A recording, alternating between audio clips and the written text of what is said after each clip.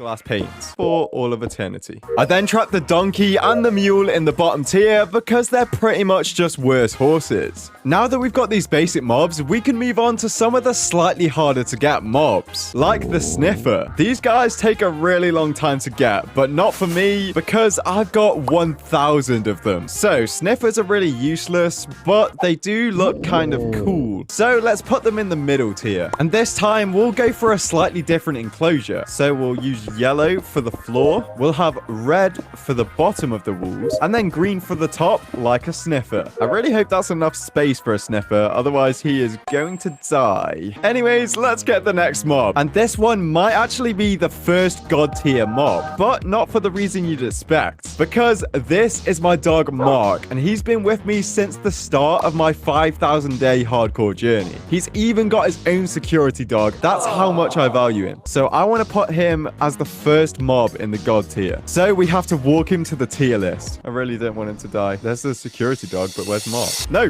Mark! No! No! Oh my god. All right, please. Yes! And if you didn't know, Mark is a dog, so he loves bones. He also loves killing sheep, so we should also use some wool.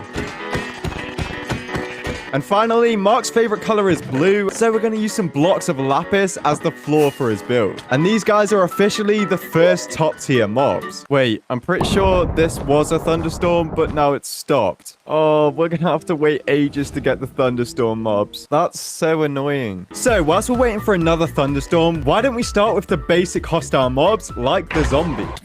You might. I think the zombie is a pretty bottom tier mob. It doesn't really do anything special, and they're just generally annoying. However, they're not my least favorite hostile mob, so I'm gonna put them at the second bottom tier. Oh, right, yeah, there's baby zombies. So it's actually gonna go in the bottom tier. And for the zombies habitat, we're gonna steal a bunch of this stuff from the spawner.